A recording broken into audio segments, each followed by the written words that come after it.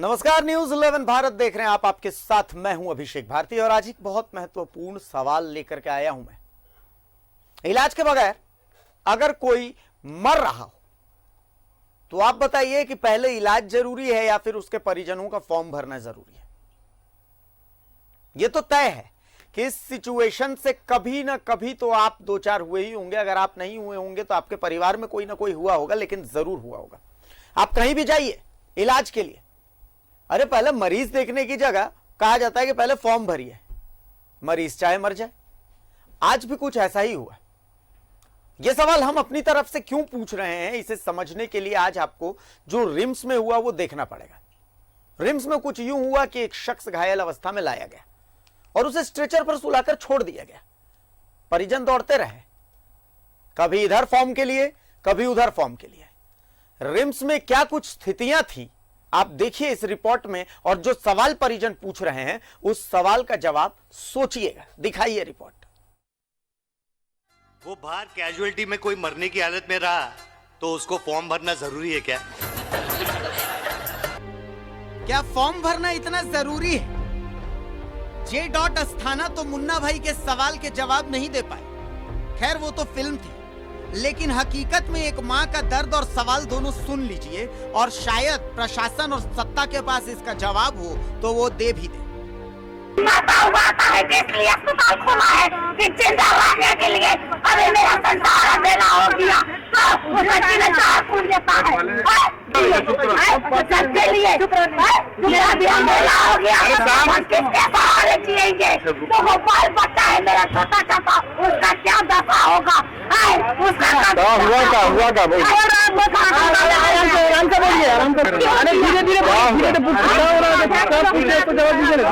आप लोग यही प्रार्थना और विनती करते हैं, माँ मेरी बहन जो भी मेरा अति को देख रहे हैं वो हमारे ऊपर सहयोग कीजिए।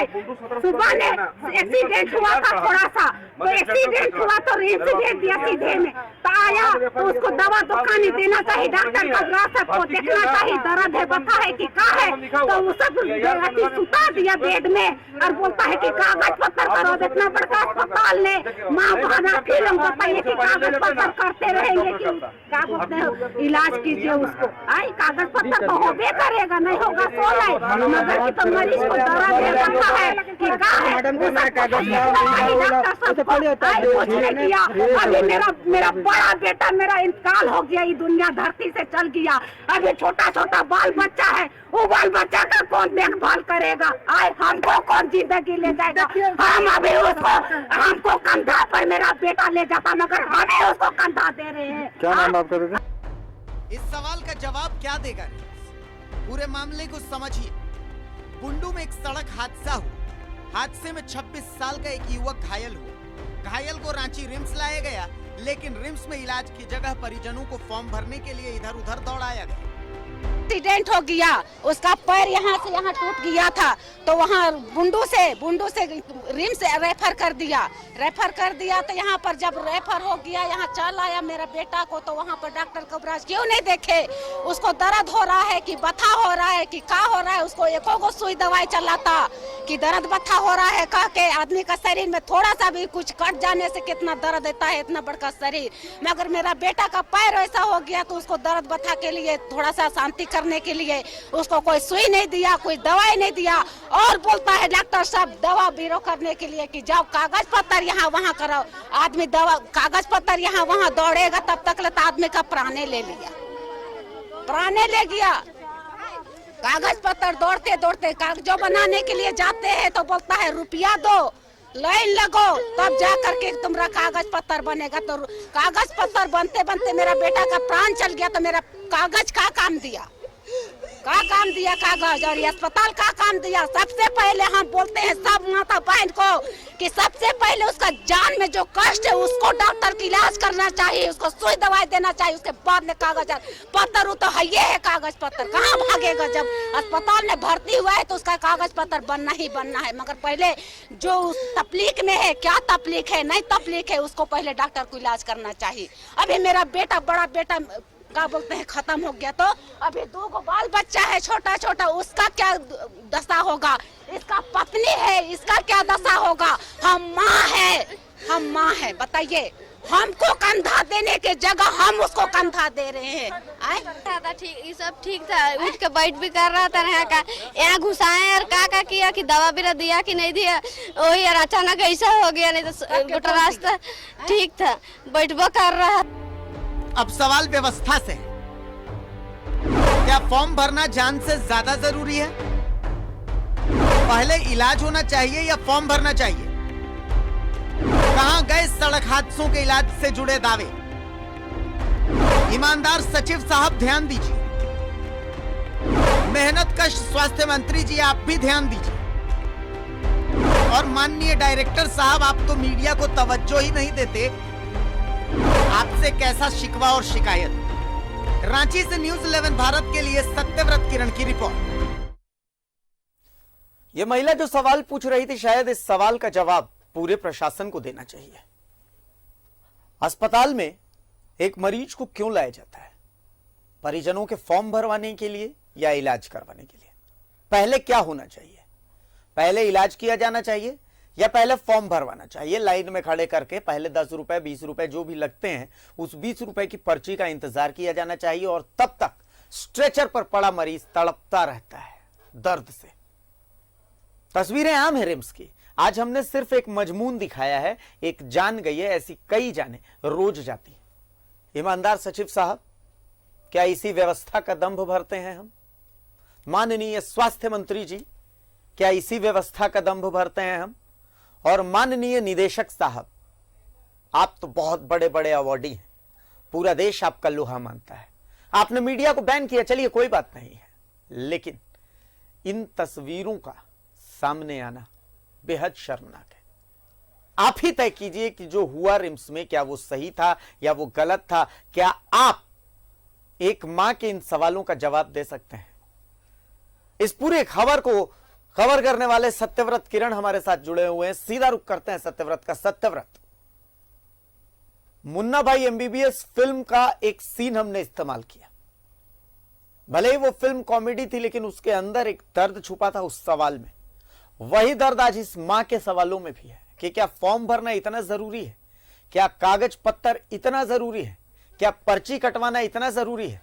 और रिम्स की तस्वीर कि एक घायल, एक्सीडेंट में घायल आदमी, जहां मुख्यमंत्री कहते हैं कि सबसे पहले उसे इलाज दिया जाना चाहिए, देश के प्रधानमंत्री कहते हैं कि सबसे पहले उसे इलाज दिया जाना चाहिए, वो स्ट्रेचर पर तड़पते तड़पते मर गया। वो इतने दर्द में था कि एक अदद पेन किलर का इंजेक्शन तक उसे नहीं दिया गया। कोई डॉक्टर उसे सिर्फ इसलिए देखने नहीं आया क्योंकि उसकी पर्ची नहीं कटी हुई थी। उसकी मां लाइन में खड़ी खड़ी खड़ी खड़ी बस अपने बच्चे को तड़पते तड़पते मर जाते देखती रही। किसे जिम्मेदार कहा जाए? सत्यव्रत,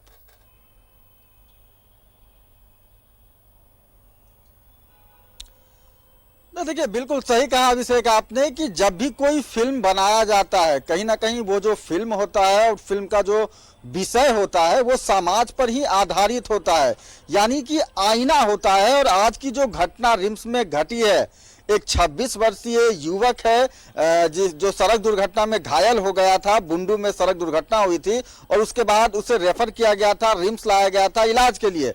परिजनों ने आरोप लगाया और यह कहा कि मरीज को जैसे ही इमरजेंसी विभाग ले जाया गया, सबसे पहले उसे रजिस्ट्रेशन के लिए लंबे लाइन में लगना पड़ा। रिम्स के इमरजेंसी विभाग जाएंगे अभिषेक, तो कई बार ऐसा होता है कि मरीजों की संख्या ज्यादा होने के कारण एक लंबी कतार जो है वो लग जाती है और उन गंभीर मरीजों का इलाज शुरू नहीं हो पाता है, क्योंकि जब तक वो पर्ची कट कर नहीं आता है, डॉक्टर कोई भी दवाई, सुई या जो डायग्नोस है वो नहीं लिख पाते हैं। और वैसे में जो मरीज है, जो गंभीर रूप से बीमार है, जिसे जल्द से जल्द अस्पताल इसलिए लाया जाता है, यह उम्मीद होती है परिजनों की कि जैसे ही वो अस्पताल जाएगा तुरंत उसका इलाज शुरू हो जाएगा और उसकी जान बच जाएगी। लेकिन अस्पताल आने के बाद भी अस्पताल की जो व्यवस्थाएं हैं, फॉर्म भरना सबसे ज्यादा महत्वपूर्ण है, उसके बाद ही जो है वो चिकित्सक इलाज शुरू करते हैं और वैसे में किसी व्यक्ति की, किसी युवक की जान चली जाती है। देखिए, रिम्स का जो इमरजेंसी विभाग है अभिषेक, वहां जब कोई गंभीर मरीज आता है, अगर सड़क दुर्घटना में घायल व्यक्ति की अगर बात करें तो तो जैसे ही उसे रिम्स के इमरजेंसी विभाग लाया जाता है, डॉक्टर उसे सीटी स्कैन, एमआरआई जैसी जो जांच है वो लिखते हैं। और वैसे में इमरजेंसी विभाग से उस बीमार मरीज को,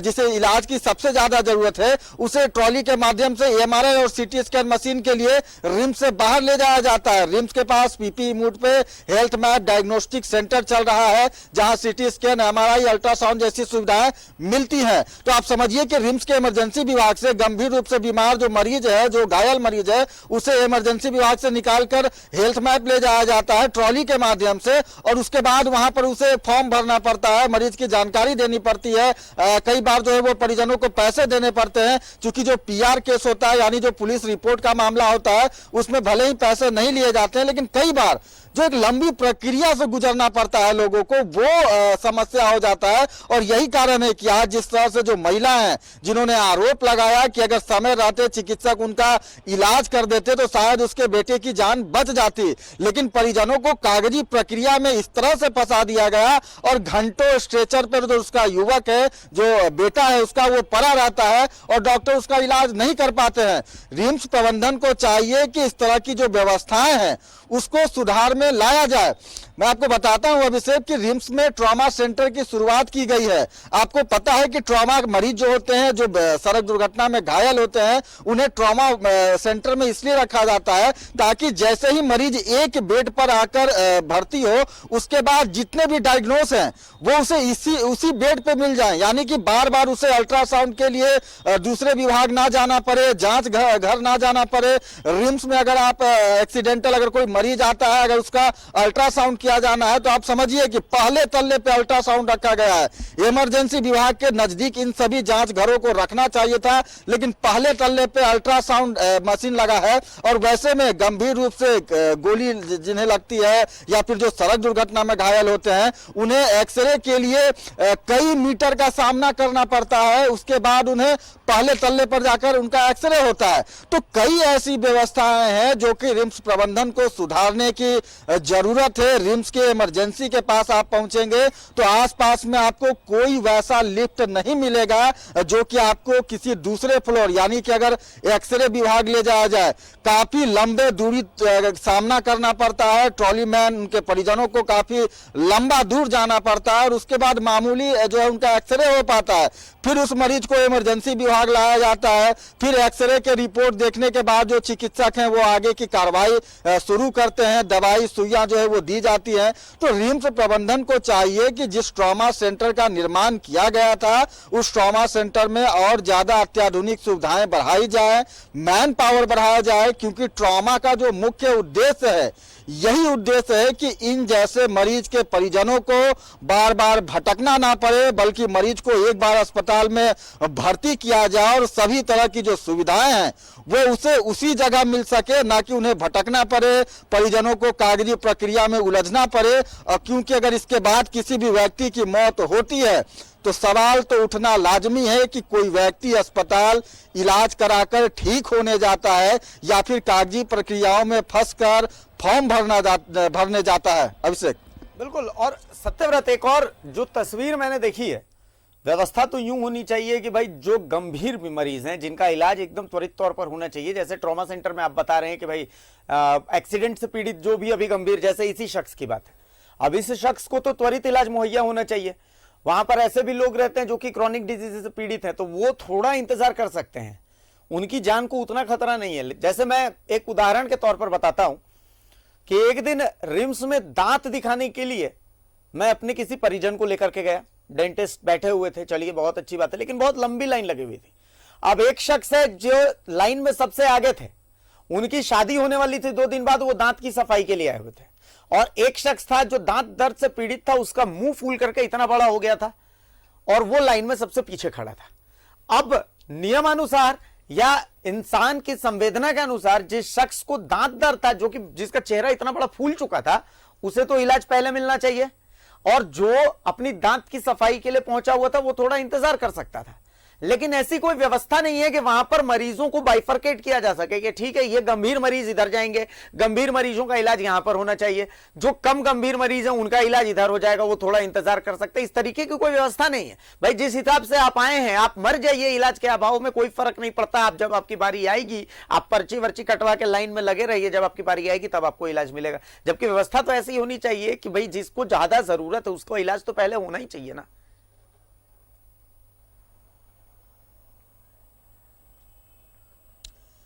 देखिए बिल्कुल सही कहा अभिषेक आपने। और इमरजेंसी आप जाएंगे तो रिम्स या किसी भी बड़े अस्पताल में आपको आपातकालीन सेवा लिखा होगा। आपातकालीन, कैजुअलिटी, इमरजेंसी, इसका मतलब ही होता है कि मरीज को सबसे पहले जो है वो चिकित्सा की जरूरत है। मगर रिम्स में जो है वो चूंकि व्यवस्था कुव्यवस्था है और वैसे में कौन इमरजेंसी है, किसे सबसे पहले इलाज करना चाहिए, ये फर्क करने वाला कोई भी पदाधिकारी नहीं है। चिकित्सक अपने स्तर से जो भी जांच है, इलाज है वो कर रहे हैं, लेकिन कौन बीमार है, किसे सबसे पहले फर्स्ट एड की जरूरत है, किसे सबसे पहले उपचार होने की जरूरत है, इसकी व्यवस्था नहीं है।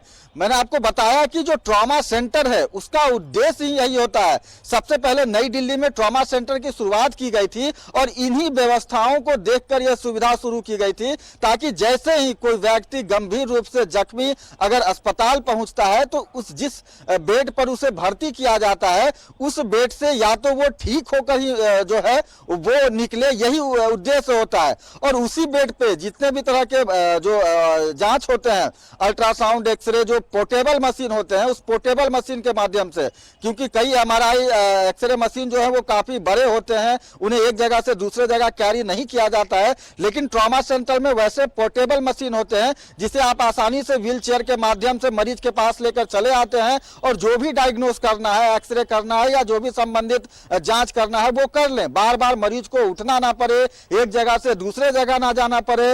रिम्स की अगर आप बात करेंगे तो इमरजेंसी विभाग से अगर किसी मरीज को गंभीर हाल में एक्सरे के लिए ले जाना है या फिर एमआरआई या सीटी स्कैन के लिए ले जाना है तो आप देखेंगे कि रास्ता इतना खराब है, जो है वो गड्ढे हैं रास्ते में। और वैसे में समझिए कि एक तो मरीज बीमार है, गंभीर रूप से घायल है, स्ट्रेचर पे पड़ा हुआ है, और वैसे में जो वो रास्ता है वो गड्ढों से भरा रास्ता है। और कई बार मरीजों को समस्या होती है क्योंकि मरीज जो है वो परेशान होते हैं, दर्द से करा रहे होते हैं, और वैसे में लंबे दूरी तक जो है वो सफर तय करना पड़ता है। जांच घर में जाने के बाद वहां एक अलग नियम है कि मरीज का नाम बताइए, क्या उम्र है, कहां से आया है, कौन थाना है, इन सब जैसे कागजी कार्रवाई किए जाते हैं। यही कारण है कि कई बार समय जो है वो नहीं मिल पाता है, चिकित्सकों को समय नहीं मिल पाता है, सही तरीके से इलाज नहीं हो पाता है और कई बार मौत हो जाती है। और जिस तरह से परिजन आरोप लगा रहे हैं यही कारण है। तो व्यवस्था को सुधारने की जरूरत है। रिम्स प्रबंधन में वैसे अधिकारी, वैसे चिकित्सक होने चाहिए जो कि समझें कि कौन सा मरीज गंभीर है, किसका इलाज त्वरित होना है, किसका इलाज बाद में हो सकता है, और इसी प्राथमिकता के आधार पर अगर मरीजों का इलाज शुरू होता है तो जान बचाई जा सकती है। ट्रॉमा के माध्यम से कई मरीजों की जान बचाई जाती है। पहले की अगर बात करें तो जिस तरह से सड़क दुर्घटना में घायलों की जो संख्या लगातार बढ़ती जा रही थी, जिन जिन राज्यों में ट्रॉमा सेंटर बनाए गए हैं, जिन जिलों में ट्रॉमा सेंटर बनाए गए हैं, वहां जो रिकवरी है, मरीजों के जान बचाने का जो है वो काफी ज्यादा है। यानी कि ट्रॉमा सेंटर से कहीं ना कहीं वैसे गंभीर रूप से जख्मी मरीज जो है वो ठीक हो रहे हैं, जल्द से जल्द रिकवर हो रहे हैं। तो उस तरह की व्यवस्था रिम्स को भी करनी चाहिए। जरूरत है कि इमरजेंसी विभाग को या तो ट्रॉमा सेंटर में शिफ्ट किया जाए या फिर वैसे गंभीर रूप से घायल जिन्हें तुरंत इलाज की जरूरत है और उन्हें चक्कर नहीं लगाना पड़े, वैसे मरीज को ट्रॉमा सेंटर में भर्ती करना चाहिए। ट्रॉमा सेंटर एक बेहतर जो है वो बनाया गया है। रिम्स में काफी सुविधाएं हैं, लेकिन और सुविधा बढ़ाने की जरूरत है। खासकर मैन पावर की सबसे ज्यादा जरूरत है। और आपको याद होगा अभी भी रिम्स का जो ट्रॉमा सेंटर है वो कोविड वार्ड के रूप में विकसित किया गया है, क्योंकि अचानक से महामारी जो आई थी, कोरोना का जो संक्रमण आया था, वैसे में ट्रॉमा सेंटर ही एक ऐसी जगह थी जहां लगभग सभी व्यवस्थाएं मौजूद थी। और यही कारण है कि ट्रॉमा सेंटर को कोविड वार्ड बनाया गया था। तो वैसे गंभीर रूप से जो मरीज आते हैं उन्हें जल्द से जल्द डायग्नोस किया जाए, उनका इलाज किया जाए, न कि मरीज इमरजेंसी में आकर स्ट्रेचर पे पड़ा रहे और डॉक्टर जांच रिपोर्ट और फॉर्म भरने के पहले जो है मरीज का इलाज नहीं करे। ये कहीं ना कहीं व्यवस्था को सुधारना होगा। हमारे जो प्रधान सचिव है स्वास्थ्य विभाग डॉक्टर के सोन, उन्हें यह तस्वीर देखनी होगी कि आगे इस तरह की घटना ना घटे, कोई परिजन इस तरह की लापरवाही और उदासीनता का आरोप ना लगाए। उसको लेकर क्या कुछ रिम्स में बेहतर किया जा सकता है, स्वास्थ्य मंत्री देखे। चलिए सत्यव्रत, बहुत शुक्रिया इस तमाम चर्चा के लिए। उम्मीद करते हैं कि ईमानदार सचिव साहब, हमारे मेहनतकश स्वास्थ्य मंत्री जी और हमारे माननीय निदेशक जी इन तस्वीरों को देख रहे होंगे और एक मां के जो सवाल हैं उन सवालों के जवाब भी ये लोग जरूर ढूंढने की कोशिश करेंगे, क्योंकि इतना तो तय है कि इन सवालों के जवाब उनके पास होंगे तो नहीं।